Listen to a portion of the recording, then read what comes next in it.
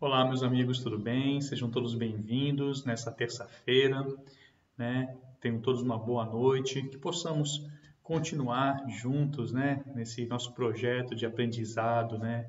De conhecimento, né? Do Evangelho de Mateus, com a ajuda, né? Com auxílio sempre muito importante, imprescindível da interpretação de Emmanuel, que nós possamos continuar, né? Evoluindo juntos aqui, tá? Queria agradecer, né, continuar agradecendo a vocês que estão deixando seus comentários, suas sugestões, pedindo àqueles que ainda não deixaram, que vão lá, deixem seus comentários, suas sugestões, suas dúvidas. As dúvidas de vocês podem ser as minhas dúvidas e podem ser as dúvidas dos colegas também, tá certo? Antes de nós iniciarmos, vamos fazer uma prece rápida, tá certo? Mentalizando, né, fechando nossos olhos e levando nosso pensamento ao Mestre Jesus, né, pedindo a Ele e aos bons Espíritos que aqui estejam conosco, nos inspirando, nos auxiliando, rogando por toda a humanidade, né, rogando que o amor dele possa se espalhar por todos aqueles que necessitam. Abençoa, Pai querido, o nosso estudo de hoje e fique conosco hoje e sempre, que assim seja. Então é isso, meus amigos. Vamos dar início, então, ao nosso nono estudo, né, nosso nono encontro aqui para falar um pouco do Evangelho, ainda no capítulo de Mateus, né? Ainda estamos falando do capítulo de Mateus, então vocês vão... É um capítulo longo, né? Nós vamos prosseguir no estudo deles. É um capítulo muito importante, porque ele trabalha muito a questão moral, né? Essa questão de, de autoconhecimento, né? Ele na verdade, um verdadeiro manual de como nós devemos proceder, né? Principalmente em relação aos outros, né? Nessa reforma íntima e nesse trato com as outras pessoas. Então, hoje nós vamos continuar, né, esse estudo e nós vamos falar sobre dois versículos aqui, né? Então vai ser capítulo 5, versículo 20 e capítulo 5, versículo 22. Né? O 20 fala o seguinte: Por isso vos digo que se vossa justiça não exceder a dos escribas e fariseus, de modo nenhum entrareis no ensino dos céus. E o versículo 22 fala: Eu, porém, vos digo que todo aquele que se encoleriza com seu irmão estará sujeito a julgamento. Então, nós vamos estudar um pouco mais, né, a fundo, o que o Emmanuel nos traz acerca dessas passagens, né? Qual é a sua interpretação, o que ele acrescenta, qual é a visão que ele traz sobre isso, né? Então, vamos lá, prosseguindo. Por isso vos digo, vossa justiça não exceder a dos escribas e fariseus, de modo nenhum entrareis no ensino dos céus. Mateus 5:20. E Emmanuel nos traz um texto diante da justiça, onde ele vem trazendo conceitos, reflexões acerca dessa passagem, né? Escribas e fariseus assumiram atitudes na pauta da lei antiga. Olho por olho, dente por dente. Atacados, devolviam o insulto. Perseguidos, revidavam cruéis. Então aqui ele demonstra quais eram as atitudes dos escribas e dos fariseus, né? Que quando estavam sujeitos a alguma circunstâncias que eles desaprovavam, eles agiam de forma contundente, de forma rígida, mas cumprindo a lei que eles acreditavam, a lei que eles tinham aprendido, a lei que eles vivenciavam, né? Vamos continuar. Com Jesus, porém, a justiça fez-se a virtude de conferir a cada qual o que lhe compete segundo a melhor consciência. Então aí ele já mostra que com Jesus foi diferente, né? Jesus nos trouxe uma outra forma de agir com as outras pessoas, sempre consultando o que a nossa consciência tinha a dizer acerca daquilo, né? Então, ele amenizou, ele humanizou um pouco as atitudes do homem. Continuando, ele mesmo começou por aplicar a si própria, ou seja, que antes de nós exigirmos do outro determinada conduta, nós devemos aplicar essa conduta a nós mesmos. Que nós possamos realmente ter autoridade moral para poder questionar uma conduta ou outra, e para isso é preciso que nós vivenciemos tudo aquilo que a gente prega, que a gente acredita. Enredado nas trevas pela imprudência de Judas, não endosava condenação ou desforço. Ou seja, apesar desse todo esse amor que Jesus possuía, ele não endossava nenhum tipo de erro. Ele não era omisso a nenhum tipo de conduta. Ao contrário, ele apenas conseguia demonstrar uma nova forma de agir e de uma forma diferente, né? Com muito amor, com muito carinho, com compreensão, muitas vezes até com silêncio, né?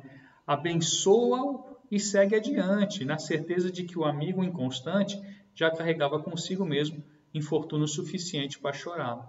Ou seja, Jesus tinha compreensão, né, de que o Judas, no caso, o exemplo que nós estamos citando, ele possuía as falhas morais dele, mas que ele mesmo já tinha dentro de si a consciência que iria cobrá-lo.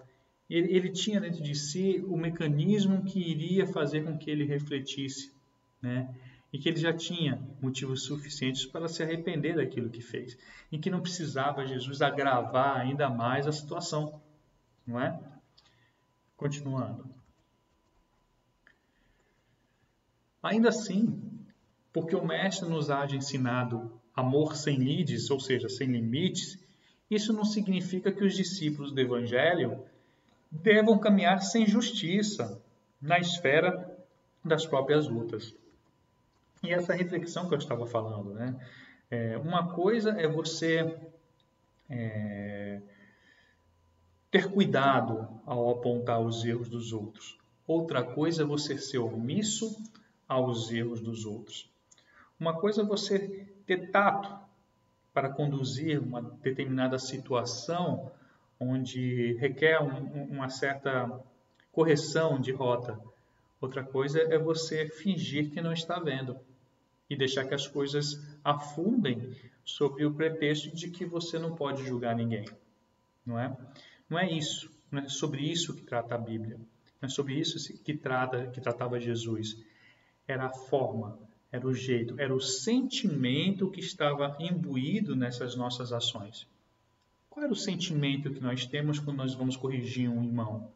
É o sentimento de tripudiar? É o sentimento de apontá-lo como alguém errado?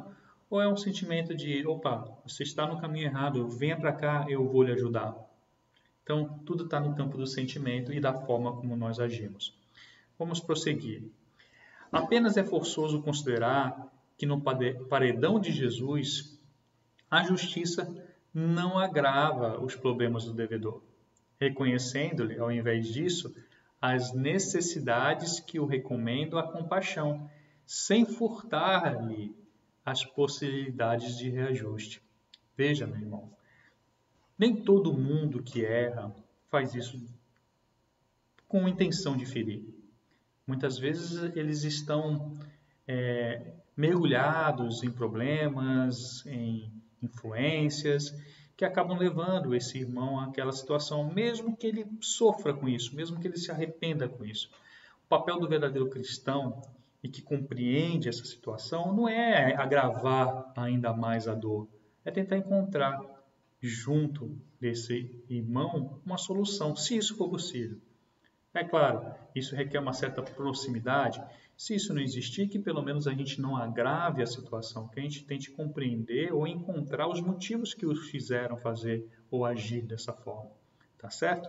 Vamos continuar. Se ofensas, pois, caírem-te na alma, compadeça-te do agressor e prossegue à frente, dando ao mundo e à vida o melhor que possas. Não é? Não era o que Jesus nos ensinava? para que a gente possa sempre mostrar a outra face, quantas vezes nós devemos perdoar?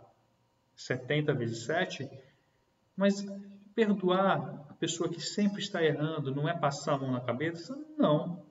Uma coisa é você perdoar, uma coisa é você se calar diante de uma ofensa, outra coisa é você concordar e avalizar a conduta alheia. Nós não precisamos contribuir para que o irmão continue no mal, não é isso. Nós apenas não precisamos contribuir para que esse irmão se sinta muito pior do que ele já está se sentindo, ou mesmo que a gente contribua para que ele se torne ainda mais severo ou mais rude, porque dependendo da forma que nós agirmos, essa troca de farpas pode se tornar algo muito pior.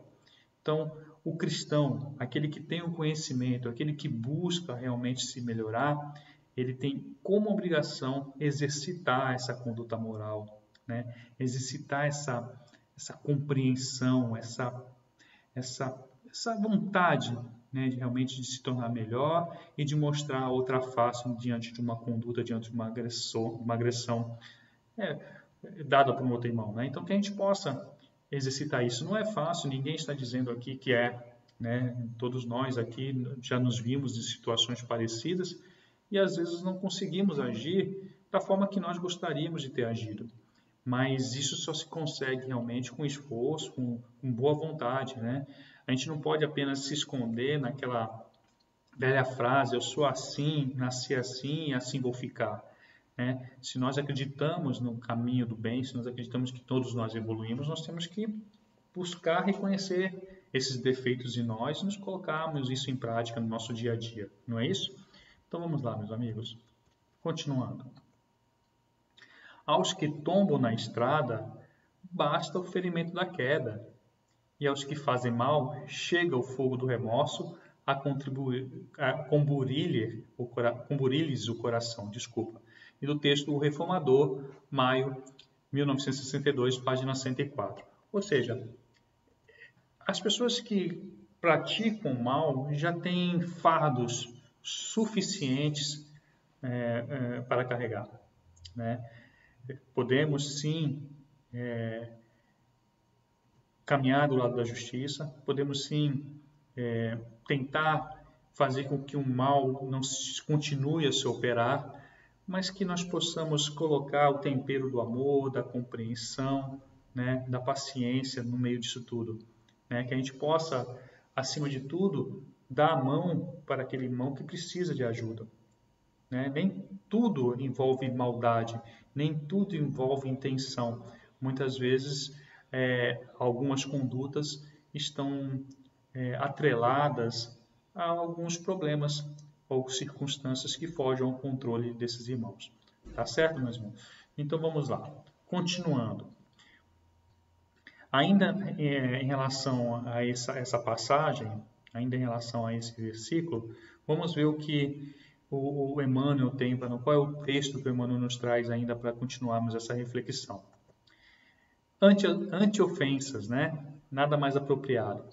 Então, vejam, vocês que estão acompanhando esse estudo, que o capítulo 5, ele chega a ser um pouco repetitivo nessa questão do trato, né? Com aqueles que nós estamos caminhando nessa jornada, dada a importância que é o tema. Né? Nós estamos aqui na Terra justamente para esse convívio. Por vezes eu me questionei, né, se eu estava no lugar certo, convivendo com as pessoas certas, pessoas que muitas vezes pareciam diferentes de mim, que me viam como uma pessoa diferente deles. E eu vejo que tudo isso faz parte de um grande plano maior, né? Um grande plano de aperfeiçoamento, né? De aprendizado mútuo, onde eu tenho a oportunidade de aprender com essas diferenças e também de passar um pouco da minha experiência, da minha forma de agir, onde todos aprendem. Então, que a gente possa sempre lembrar disso, que nós estamos sempre no lugar que nós precisamos estar, convivendo com as pessoas que a gente precisa conviver. Mas para que a gente possa ter esse convívio da melhor forma possível, nós temos que aprender a lidar com as circunstâncias difíceis. Né? Uma delas é quando nós somos ofendidos. Né? Então, ante ofensas, como que nós devemos agir? Então, o que Emmanuel nos fala? A fim de atender à recomendação de Jesus, amai-vos uns aos outros, como eu vos amei. Não te colocarás tão somente no lugar do irmão necessitado de socorro material para que ele compreendas as inteligências a indigência com segurança. Situar-te-ás também na posição daquele que te ofende, para que lhe percebas a penúria da alma, de modo a que lhe estendas o concurso possível. Que a gente perceba que os necessitados não são só aqueles que têm carência do material, carência de um alimento, carência de uma moeda, né, para satisfazer uma necessidade material, mas que nós temos também os necessitados de conforto, né, de amparo espiritual, de amparo moral. E muitas vezes nós encontramos esse irmão necessitado naquele que nos ofende, né, por vários motivos, e a gente vai ver algumas reflexões sobre isso, né, que a gente possa ter essa compreensão, para que a gente também possa ser compreendido, porque não é sempre que nós estamos no nosso perfeito equilíbrio. Às vezes alguma circunstância, algum problema, alguma dificuldade, uma doença, seja nossa ou de familiares, nos tiram do prumo e que faz com que nós ajamos, né, ou reagimos de forma diferente, né, com outras pessoas, né? Então, reflexão importante e que a gente precisa entender como um assunto mais sério a ser tratado, né? Que a gente possa realmente compreender a seriedade dessa necessidade de mudança para com o próximo, de parar de apontar, né? Nós temos que parar, nós cristãos temos que parar de apontar o erro dos outros e começar a compreender um pouco mais, né? Começar a ser mais rigorosos conosco mesmo, né? Ao invés de com os outros. E aí depois nós vamos falar por que Jesus fala dos escribas e dos fariseus, né? No próximo texto nós vamos entender um pouquinho mais sobre isso. Então que a gente possa agir mais como Jesus, como é o nosso exemplo, né? Tentar esse objetivo maior que é exemplificado por ele, a realmente amar e fazer o bem sem ver a quem, né? Vamos lá, vamos seguindo então, para que a gente possa continuar, né, melhor esse entendimento. A humanidade, habitualmente, aquele que te fere pode estar nos mais diversos graus de dificuldade e perturbação. Então, ele deixa bem claro isso, né? Essa questão que muitas vezes que alguns dos nossos companheiros de jornada, muitas vezes não estão no seu estado habitual, né? Na sua condição habitual, e estão passando por alguma dificuldade. Então, que a gente possa compreender verdadeiramente isso, né? Entender que muitos desses que estão caminhando conosco realmente passam por algumas dificuldades e precisam do auxílio, né? Precisam dessa nossa compreensão, principalmente se for pessoas próximas de nós. Vamos lá. Aí ele traz algumas reflexões. Talvez esteja, por exemplo, num clima de enganos lastimáveis, dos quais se retirará mais tarde, em penosas condições de arrependimento. Né? Quem de nós, e aí eu vou falar, vamos nos colocar nessa situação, porque eu não gosto de vir aqui no canal, ou dando qualquer uma dessas aulas, me excluindo dessa situação. Não, eu sempre me coloco nessa situação, porque, por vezes, nós agimos dessa forma. Por vezes nós acabamos extrapolando em alguma situação e o arrependimento vem, né? E se alguém nesse momento vem e acaba pisando mais você, apontando o seu erro, aquela dor que você está sentindo se torna ainda maior. Então veja, se nós, pessoas normais, cristãos, que estamos tentando nos melhorar, por vezes cometemos atos impensados, deixando a emoção falar, por que não compreender o irmão que assim também está agindo? Não é? Por que castigar? Por que ferir ainda mais? Então, reflexão que a gente precisa fazer de forma sincera. Não? A gente não pode querer que a lei nos beneficie, que o evangelho nos beneficie, sendo tolerantes conosco e não sermos tolerantes com as outras pessoas. Não compreendemos as mazelas, as necessidades das outras pessoas. Então, isso que a gente tem que começar a refletir. E vamos lá. Sofrendo a pressão de constrangedores processos obsessivos. Então, talvez esteja sofrendo a pressão de constrangedores processos obsessivos. Quem não, né? Quem não, no momento de baixa vibração, chateado, ou com raiva de algum momento, de alguma coisa, não acaba sendo influenciado nesse processo obsessivo, né?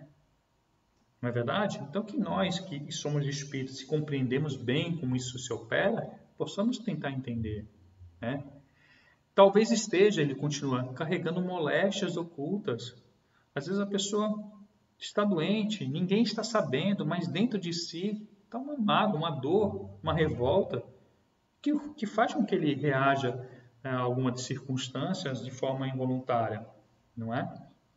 Talvez esteja, ele continua, evidenciando propósitos infelizes sob a hipnose da ambição desregrada, de que se afastará um dia sob os desencantos da culpa, né? Veja que todos nós estamos num processo aqui na Terra, estamos num processo de crescimento.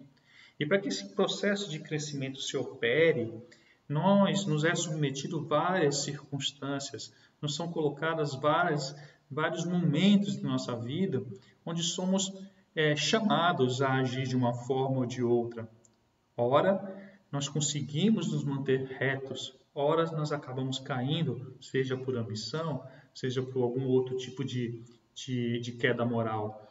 Mas isso não faz de nós pessoas ruins, não faz de nós pessoas más, às vezes frágeis, às vezes sensíveis a determinadas situações, né? E se a gente não puder contar com o apoio de ninguém nesse momento, muito mais difícil vai ser a nossa escalada, nosso retorno para o caminho do bem. Então, nós cristãos somos necessitados também, né? O fato de sermos espíritas nos dá a certeza da salvação, nem nos dá um passaporte indefinido para o reino dos céus. Nós estamos nessa luta diária também. Então, nós conhecemos bem essa briga, né? Então, que a gente possa compreender também a luta dos outros. E a gente possa usar o mesmo julgamento para com os outros, a mesma compreensão que nós gostaríamos que tivessem com a gente, que tenham com a gente. Porque a gente pensa, poxa, eu errei, mas eu não sou ruim, eu apenas tropecei. Vamos compreender também, né, o tropeço dos outros que estão caminhando com a gente. Vejam, mais uma vez, não estamos aqui avalizando ou concordando com os erros dos outros. Não é isso. É apenas compreender o estágio evolutivo de cada um, como nós já falamos em outras aulas, em outros estudos também. Não é? Vamos lá, continuando, meus amigos. Agindo, talvez esteja, continuando o que o texto nos diz, talvez esteja agindo com a irresponsabilidade decorrente da ignorância. Às vezes a pessoa não sabe realmente, né? Uma coisa é a intenção de fazer o erro porque sabe que está fazendo o erro, mas quer fazer. Outra coisa é o desconhecimento. Ou então a convicção de que está fazendo certo, embora seja o errado. E aí nós entramos no fariseu e nos escribas. Nós vamos falar mais sobre isso, né? Então, muitas vezes a pessoa pensa que o que ela está fazendo está certo, ela está seguindo normas. É por ignorância. Então, talvez esteja agindo assim. Talvez estejam satisfazendo compulsões da loucura ou procedendo sem autocrítica, em aflitivo momento de provação, né? Talvez por isso mesmo exortou-nos Jesus a amar os inimigos e orar pelos que nos perseguem e caluniam. Isso porque somos inconsequentes toda vez que passamos recibo de insultos e provações com as quais nada temos que ver. Ou seja, muitas vezes nós deixamos que a emoção tome conta de nós, né? E deixamos que, por conta disso, as provocações toquem mais fundo dentro dos nossos corações. E assim nós deixamos que as pessoas decidam como nós devemos agir. Quando nós, na verdade, é que temos que ter o controle dessa situação. Nós acreditamos numa conduta, nós acreditamos numa forma de agir Então, cabe a nós decidirmos como vamos agir em determinadas situações. Porém, por vezes, quando nós deixamos a emoção tomar conta, quem está decidindo a forma de nós agirmos é justamente o agressor, aquele que nos ofendeu, aquele que nos fez mal, porque nós permitimos que a emoção daquele momento reagisse conforme a conduta dele. Tá certo, meus amigos? E aí, eu pergunto, quem vocês querem ser donos, que sejam donos das suas atitudes? Você ou os outros? Continuando, meus amigos. Se temos o espírito pacificado no dever cumprido, a que título deixar a estrada real do bem, a fim de ouvir as sugestões das trevas nos despenhadeiros do mal? Além disso, se estamos em paz, à frente de irmãos nossos envolvidos em sombra ou desespero, não seria justo nem humano agravar-lhes o desequilíbrio com reações impensadas. Quando os são perante Jesus, são chamados a socorrer os doentes, com a sincera disposição de compreender e servir, aliviar e auxiliar. Ou seja, se nós, em algum momento da nossa jornada, estamos mais equilibrados, estamos agindo de forma mais coerente, se nós estamos sãos, da alma, cabe a nós, que temos a compreensão melhor, estender a mão, aliviar a dor, auxiliar o irmão, servir, não é isso? Então, que nós possamos ter essa reflexão em relação a essa passagem, que é muito bonita. E aí nós vamos chegar na parte dos escribas e fariseus, e por isso que eu acabei não falando mais deles no início. Cristãos é o nome desse texto. O outro, gente, desculpa, eu acabei passando, era do livro Ceifa de Luz, tá? Editora FEB, capítulo 49. Vamos lá, seguindo.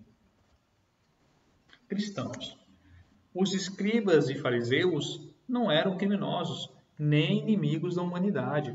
E aí é importante a gente falar sobre isso, porque muitas passagens da Bíblia fazem referência aos escribas e aos fariseus e demonstram condutas deles que não se adequam à conduta do Cristo. Mas não se adequam por quê? Porque eles eram pessoas más? Porque eles eram pessoas que queriam fazer o errado? Não, justamente ao contrário. Os escribas, eles eram doutores das leis. Os fariseus, eles eram os cumpridores, eles não eram necessariamente religiosos, mas eles eram cumpridores dessa lei também. Só que a lei que a qual eles foram acostumados, a lei que o ensinaram é uma lei rigorosa, uma lei rígida, olho por olho, dente por dente. E eles acreditavam, tinham convicção de que aquilo era a forma correta de agir. Eles eram intolerantes com qualquer um que transigissem, que transgredissem essa lei. Tá certo? E isso é por isso que a passagem fala, que se nós não formos mais justos, que nossas condutas não forem mais justas que a do fariseu e dos escribas, nós não vamos entrar no reino dos céus, não vamos conseguir compreender a verdadeira mensagem do Cristo. E ele continua. Eles não eram criminosos nem inimigos da humanidade, cumpriam deveres públicos e privados, eles cumpriam a lei, respeitavam as leis estabelecidas, reverenciavam a revelação divina, atendiam aos preceitos da fé, jejuavam, pagavam impostos, não exploravam o povo. Naturalmente, em casa, deviam ser excelentes mordomos do conforto familiar, ou seja, cuidando da sua família. Entretanto, para o emissário celeste, a justiça deles deixava a desejar. E por que deixava a desejar? E é aí que é o ponto. Por que a justiça deles não era compatível com o que Jesus vinha nos pregar? Porque faltava o amor, faltava a compreensão, faltava a tolerância, faltava flexibilidade para entender que nem todo mundo está no mesmo patamar, nem todo mundo está na mesma condição. e que um precisa do outro para ser o esteio, para dar a mão. Não pode ir sozinho? Vem cá, meu irmão, vou te ajudar a caminhar comigo. Quer vir assim? Tudo bem, não quer? Veja meu exemplo. Quem sabe um dia você caminhe sozinho. É isso que estava faltando para eles. Adoravam, e continua, o Eterno Pai, não é? Adoravam, mas não vacilavam em humilhar o irmão infeliz. Repetiam fórmulas verbais no culto à prece, todavia não oravam expondo o coração. Eles tinham aquela fé decorada, né? Aquelas preces decoradas, conheciam cada palavra, muitas vezes de uma passagem da Bíblia ou da Torá, mas não conseguiam entender a essência, o sentimento. Eram corretos na posição exterior, contudo não sabiam descer do pedestal do orgulho falso em que se erigiam. Ou seja, como eles eram conhecedores da lei, eles não acreditavam naqueles que falavam de forma diferente ou que vinham com ideias novas, como foi o próprio Cristo, não é? Então, falso em que se erigiam para ajudar o próximo e desculpá-lo até o próprio sacrifício. Raciocinavam perfeitamente no quadro de seus interesses pessoais, todavia eram incapazes de sentir a verdadeira fraternidade, suscetível de conduzir os vizinhos ao regaço do Supremo Senhor. Então eles conseguiam ver os erros, mas não conseguiam perceber as necessidades. Eles conseguiam apontar as condutas que eles reprovavam, mas não conseguiam perceber por que eles agiam daquela forma. E é esse o papel do cristão. E era isso que Jesus fazia perfeitamente. Ele, quando se aproximava das pessoas, ele não escolhia a classe social, ele não escolhia pessoas que eram reconhecidamente boas. Jesus veio para quem? Ele veio para os doentes do corpo e os doentes da alma, não é? Ele conseguia enxergar além do que o material mostrava, além do que as condutas mostravam, ele conseguia chegar no coração das pessoas, percebendo as suas necessidades, e é lá que ele trabalhava, é lá que ele fazia morada, dentro do coração das pessoas. Então é isso que a gente precisa tentar compreender e tentar colocar em prática na nossa vida. Eis porque Jesus traça aos aprendizes um novo padrão de vida. O cristão, e olha que interessante, o cristão não surgiu na Terra para circunscrever-se à casinhola da personalidade. O cristão não veio aqui para exteriorizar as suas qualidades, né? Para personificar as condutas. Ele apareceu como mestre da cruz para transformar vidas e aperfeiçoá-las com a própria existência. Que, sob a inspiração do mentor divino, será sempre um cântico de serviço aos semelhantes, exalçando o amor glorioso e sem fim na direção do reino dos céus, que começa invariavelmente aonde, meus amigos? Dentro de nós. É aqui que está o reino dos céus, dentro de nós. É aqui que tem que começar a mudança. É de dentro para fora. Antes de nós impormos qualquer ato, qualquer conduta a outras pessoas, nós temos que olhar para dentro de nós. Primeiro, vendo as nossas necessidades, trabalhando as nossas necessidades, para depois poder, e aí sim, com maior compreensão, trabalhar as necessidades dos outros. Porque quando nós fazemos isso, quando nós compreendemos que nós somos necessitados também, nós aprendemos a compreender que o próximo também é e que precisa de ajuda, assim como nós gostaríamos de ter. Tá certo, meus amigos? Então vamos lá. Eu acho que esse texto aqui do livro Vinha de Luz, editora FEB, capítulo 161, encerra esse primeiro versículo, tá? Vamos lá. Vamos para o segundo versículo estudando hoje, que é capítulo 5, versículo 20. Na verdade, aqui é 22, tá, gente? Eu esqueci de colocar, mas aqui é 22, tá? Vamos lá. Eu vou corrigir depois. Eu, porém, vos digo que todo aquele que se encoleriza com seu irmão estará sujeito a julgamento. E aí, o que Jesus quis dizer com isso? né? Se nós estamos nos encolorizando com o irmão, é porque nós ainda não conseguimos operar essa mudança que eu acabei de falar dentro de nós, não é? É porque nós ainda não estamos agindo conforme as suas leis, conforme a lei de Deus, conforme a lei de harmonia universal, de amor, né, de fraternidade. Está faltando para nós ainda a compreensão, né? Então, vamos continuar e vamos ver o que o Emmanuel nos traz. Ele trouxe um texto somente em relação a esse versículo e vamos estudar ele de forma bem detalhada para a gente compreender bem. Vamos lá. Verbo nosso.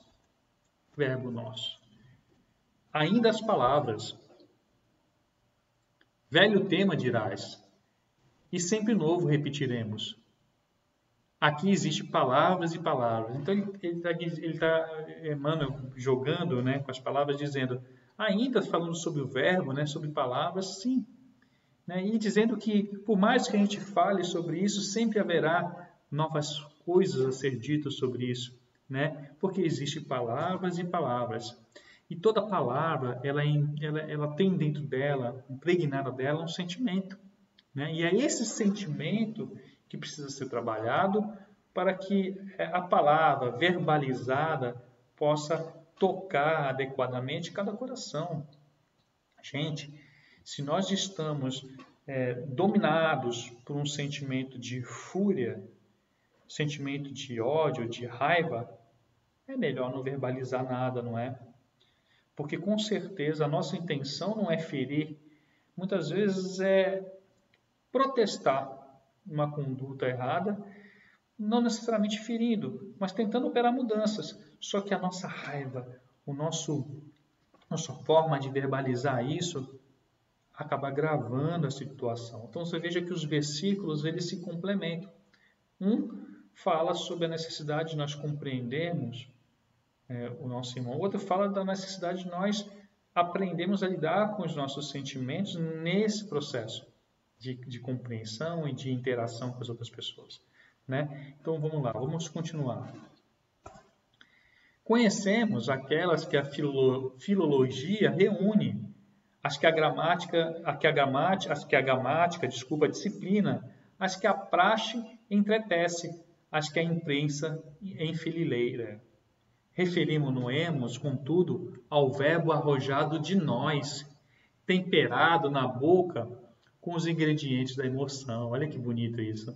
Referimos, contudo, ao verbo arrojado de nós, temperado na boca com os ingredientes da emoção, junto ao paladar daqueles que nos rodeiam.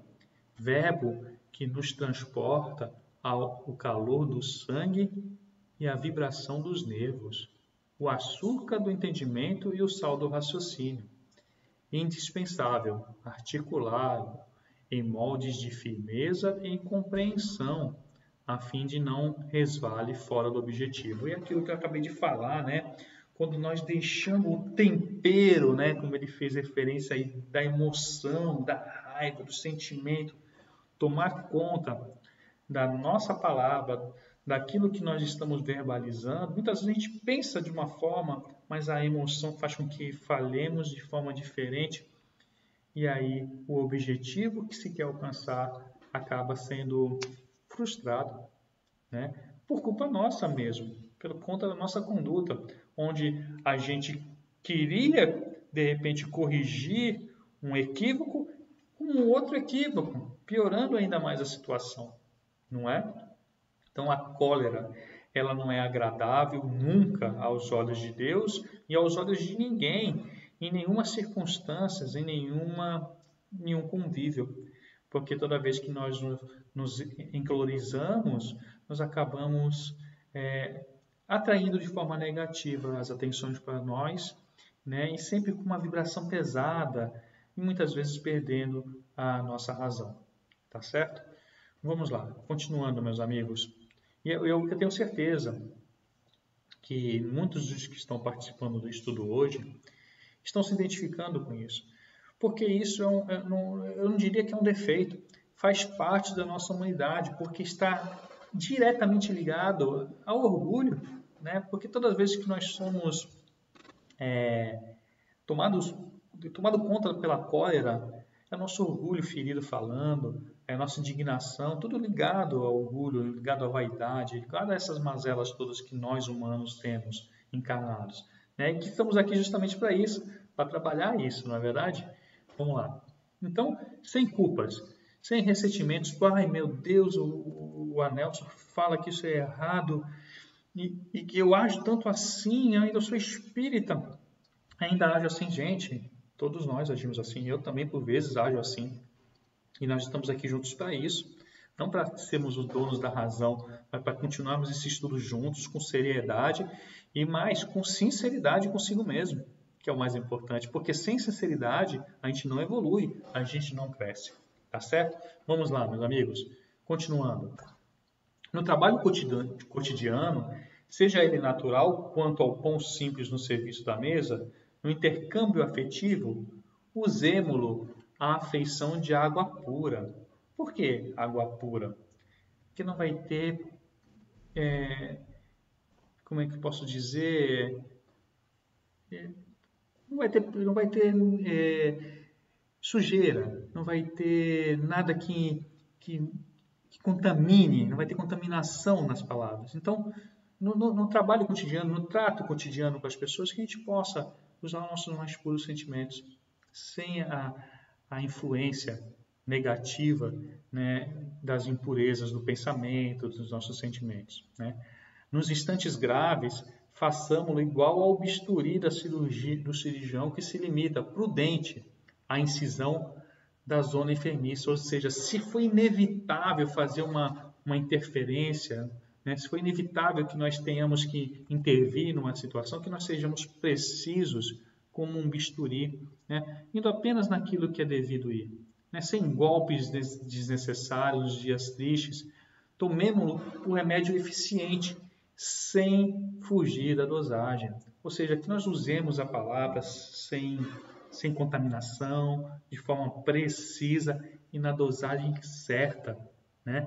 Para que o objetivo seja alcançado, né? Para que a gente não ultrapasse. Né? Porque muitas vezes a gente deixa a emoção tomar conta, que a gente traz coisas de outros momentos que já estavam resolvidos e joga tudo na mesa só para termos razão, só para podermos ganhar força na nossa argumentação e acabamos prejudicando uma situação que estava prestes a ser conduzida da melhor forma. Nós acabamos prejudicando só porque queremos ter razão, só porque queremos impor a nossa vontade, a nossa forma de agir, de pensar. Né? Então, que a gente possa aprender isso, que isso é uma constante na vida de todos nós, né? Na interação com esposa, marido, filhos, amigos, né? Pessoas que do convívio do cotidiano, a gente possa ter essa sensibilidade e usarmos a palavra, esse instrumento, né, que é a palavra, a nosso favor e a favor daqueles que estão com a gente. Né? Ele continua, palavras são agentes na construção de todos os edifícios da vida. Olha que lindo, né? As palavras é que constroem a imagem das pessoas. Olha lá, o Anelson, tudo ele esbraveja, tudo ele briga, ele não tem controle emocional. Não, olha, o Anelson, ele pondera, ele sabe falar. É a construção da imagem minha, sua e daqueles que estão no nosso convívio, né? Que a gente possa fazer bom uso dela, né? E detalhe, né? Existem pessoas que têm um domínio total da palavra, mas que também não têm o sentimento. Então, que nós possamos também colocar os melhores sentimentos naquilo que nós falamos. Lancemo-las na direção dos outros, com equilíbrio e a tolerância com que desejamos venham elas até nós. É a lei da reciprocidade, que a gente possa tratar os outros da mesma forma que nós gostaríamos de ser tratado, não é? Então vamos lá.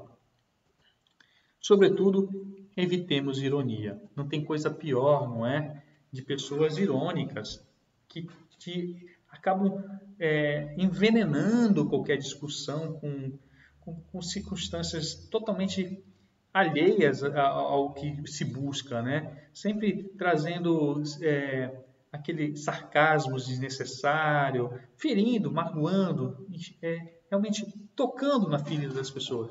Que a gente possa realmente usar a nossa palavra, o nosso verbo, né, para apaziguar, para pacificar, para corrigir, mas para, acima de tudo, conduzir todos nós para o melhor caminho, tá certo? Então, todo sarcasmo é tiro a esmo, desnecessário, é inútil, não é? E sempre que irritação nos visite, guardemo-nos em silêncio. De vez que a cólera é tempestade magnética no mundo da alma, e qualquer palavra que arremessamos no momento de cólera é semelhante ao raio fulminatório que ninguém sabe onde vai cair, né? A gente nunca sabe a proporção, né, que pode tomar uma palavra maldita, né? Uma palavra sob o efeito da cólera, né? Quando você promove ataques desnecessários, desregrados, desorientados para todo canto, a gente não sabe a proporção, aonde isso pode chegar, né? E que efeitos isso pode causar na sua vida, na minha vida e na vida daqueles que estão ao nosso redor, né? Sejamos então responsáveis por aquilo que nós falamos, né? Tem uma frase que fala, né? E acho que é bíblico, inclusive, que não é o que se coloca para dentro que faz mal, mas é aquilo que a gente bota para fora, né? Então que a gente tenha cuidado desse importantíssimo instrumento. Nós que temos o dom da palavra, né? De falar, que temos condições de verbalizar, que possamos ter cuidado com tudo aquilo que nós dizemos para o próximo, tendo a certeza que muitas vezes uma palavra dita fere muito mais do que às vezes uma colisão, às vezes com uma agressão física, né? Que passa, com o passar do tempo, muitas vezes uma palavra não, né? Deixando claro que nenhum e nem outro são bons, né? Nenhum nem outro são aconselháveis, mas que muitas vezes a palavra ela fere de forma tão silenciosa e tão perene que a gente nem sequer percebe, ou sequer tem consciência que nós fizemos tão mal para aquela pessoa. Tá certo, meus amigos? Então era isso que eu tinha para falar no dia de hoje. É sempre bom estar com vocês, né? É sempre bom fazer essas reflexões. Às vezes o tema parece que ele se repete um pouco, né? Nessa questão da conduta em relação aos outros, fazer para os outros o que nós gostaríamos que fizessem conosco, dada a importância do tema.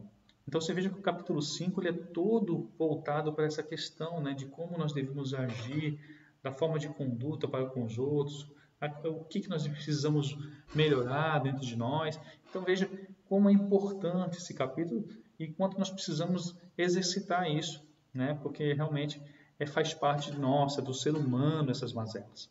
Tá certo, meus amigos? Então vamos encerrar. Eu sei que agora vocês vão ter um outro estudo agora, então vamos encerrar. E elevando, mais uma vez, eu peço a todos vocês que fechem os olhos de vocês nesse momento, acalmem seus corações, e elevando mais uma vez o pensamento ao Mestre Jesus, vamos agradecer por todo esse banquete espiritual que nos foi oferecido, que nós possamos continuar essa jornada de autoconhecimento, de autoevolução, sempre em prol nosso e daqueles que estão ao nosso redor. Abençoa, Pai querido, todos aqueles que necessitam de amor, de paz e de carinho nesse momento, que possamos ser amparo a todos eles. Fique conosco, Pai querido, hoje e sempre, que assim seja. Obrigado, meus amigos, né, que a gente possa, semana que vem, estar juntos novamente. E obrigado pela paciência e fique com Deus. Um grande abraço.